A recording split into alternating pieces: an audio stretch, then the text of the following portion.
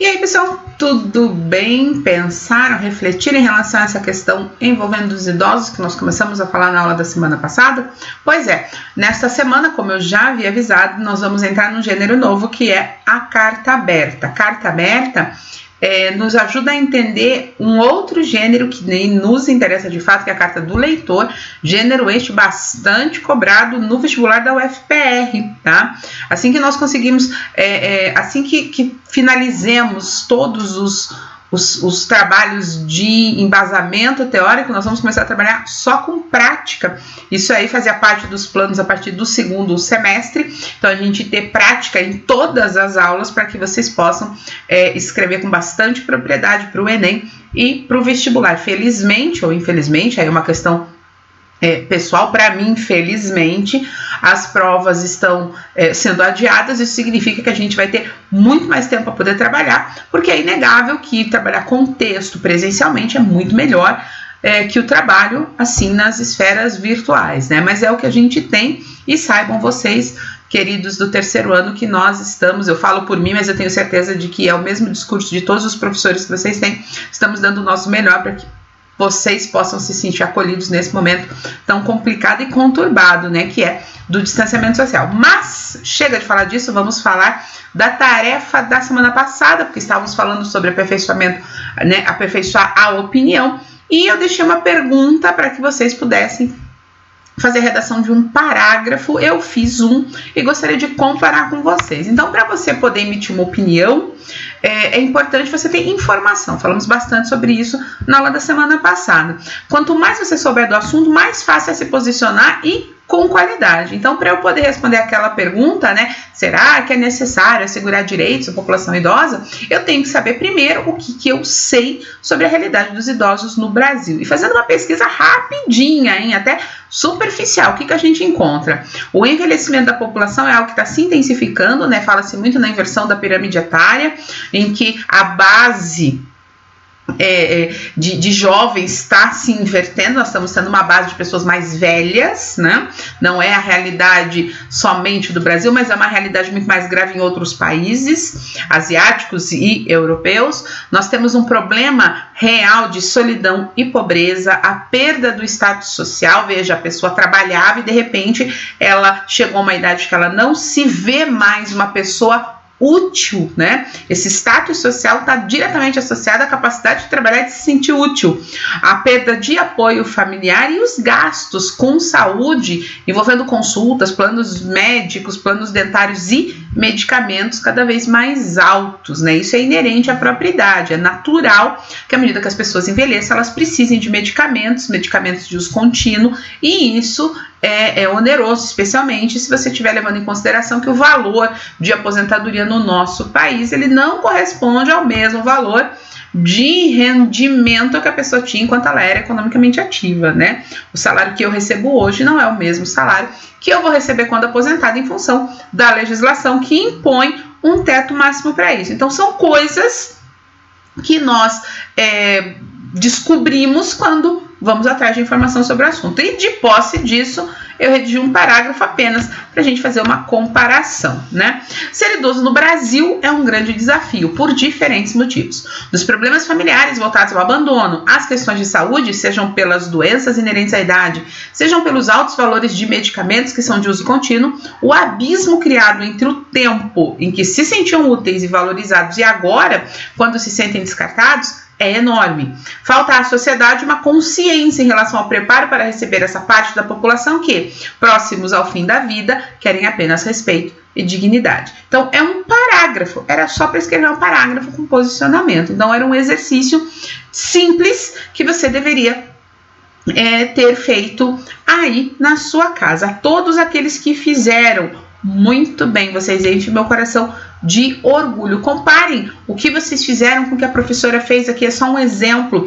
Veja, entrei no assunto, falei dos problemas e expressei a minha opinião em relação a essa necessidade de haver um preparo. A sociedade precisa ser preparada para receber seus idosos, porque a exigência principalmente quando eles entram nesse período de aposentadoria, e falo isso por experiência própria.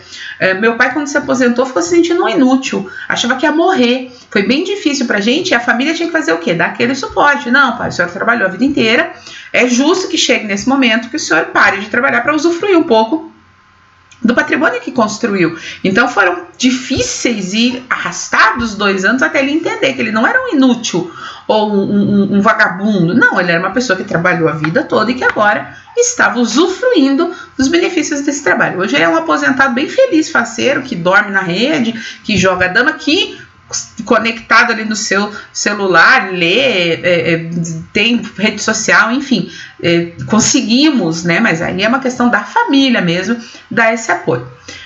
Fechado esse assunto, e eu sugiro que vocês leiam bastante sobre isso, é um tema interessante, inclusive, para Enem, tá?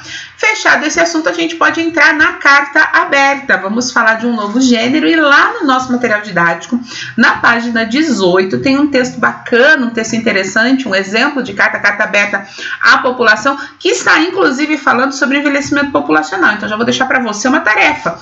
Leia aquele texto, tá?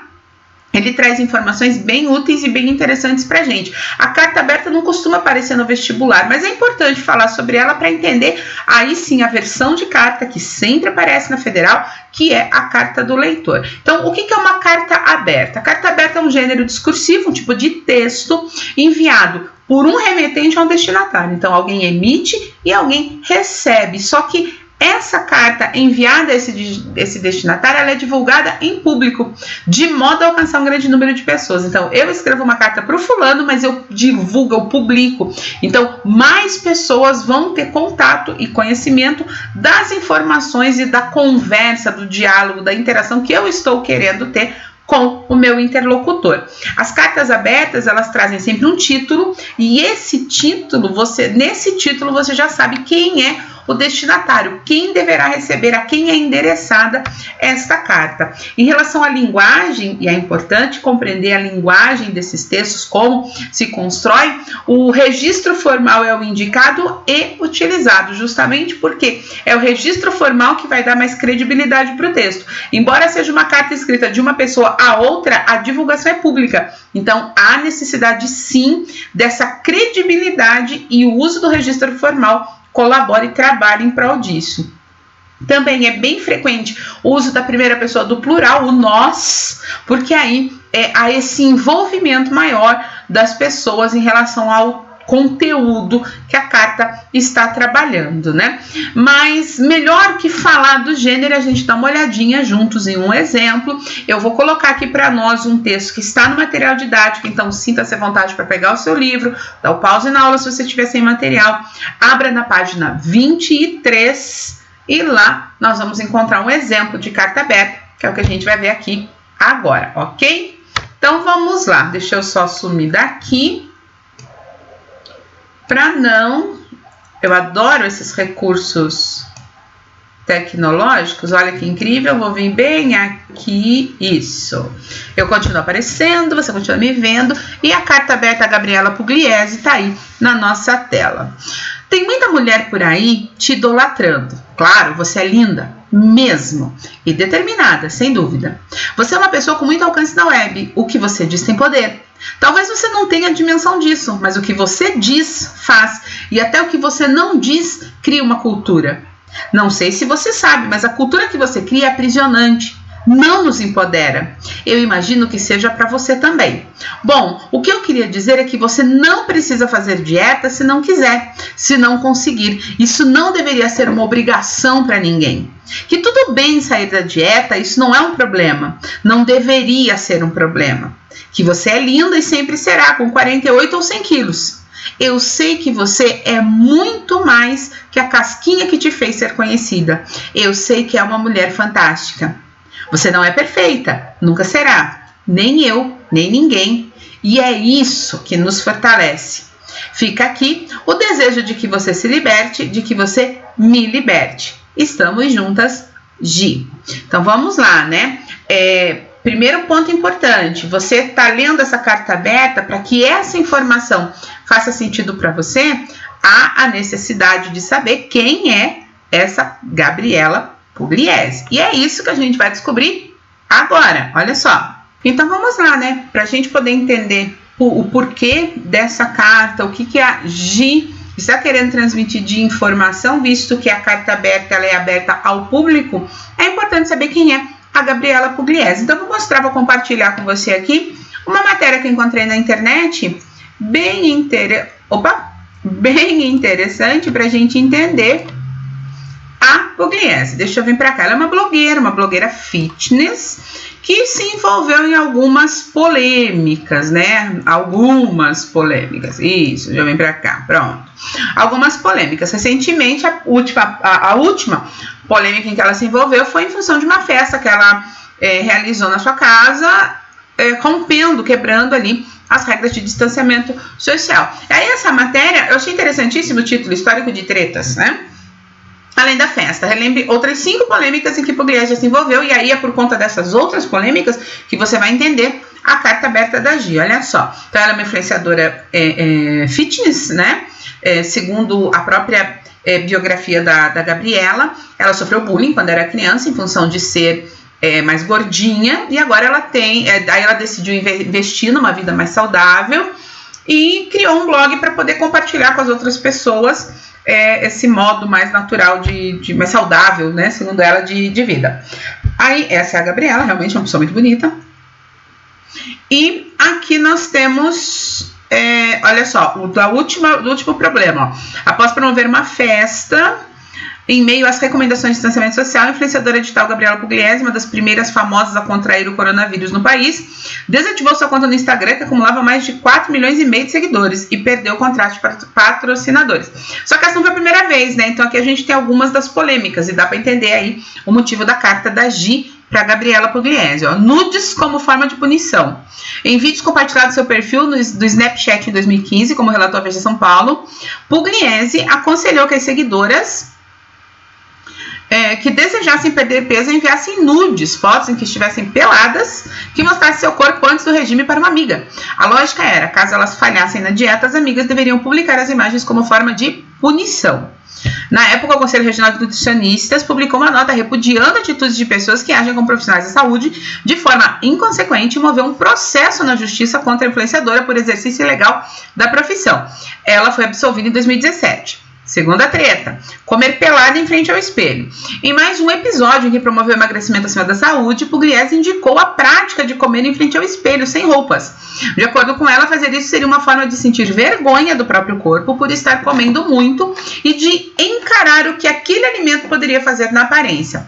Mais uma vez, é claro, foi amplamente criticada por profissionais da saúde, pois suas dicas poderiam influenciar meninas a adquirirem transtornos alimentares.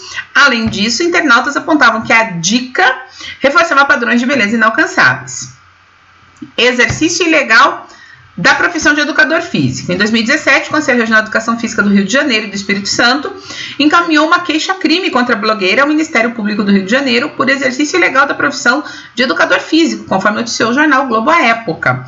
Ela foi acusada de ter prescrito exercícios físicos durante um evento que participou ao lado de seu marido, também influenciador Erasmo Viana, que é modelo, né, na praia da Barra da Tijuca. Sua assessoria, contudo, afirmou que uma professora de educação física foi quem ministrou atividades esportivas e que o casal apenas participou como alunos com o intuito de motivar os participantes. O processo ainda não teve resolução judicial. Cuspir chocolate.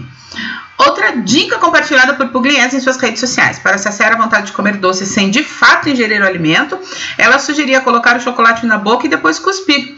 O vídeo publicado em seu perfil do Instagram foi muito criticado por fazer apologia a doenças como bulimia e anorexia. E, por fim, né, gratidão ao coronavírus. Por fim, Pugliese, que estava contaminado com a Covid-19, fez uma publicação em seu perfil do Instagram, ressaltando o lado positivo da pandemia na sociedade. A interpretação da influenciadora foi vista como romantizada por muitos internautas, que apontaram falta de noção de privilégios em seu discurso. Confira o que ela escreveu. Algo invisível chegou e colocou tudo no lugar. De repente, os combustíveis baixaram, a poluição baixou, as pessoas passaram a ter tempo, tanto tempo que nem sabem o que fazer com ele. Eu não, gente, desculpa, eu tô com bem pouco tempo. Os pais estão com os filhos em família, o trabalho deixou de ser prioritário, as viagens e o lazer também.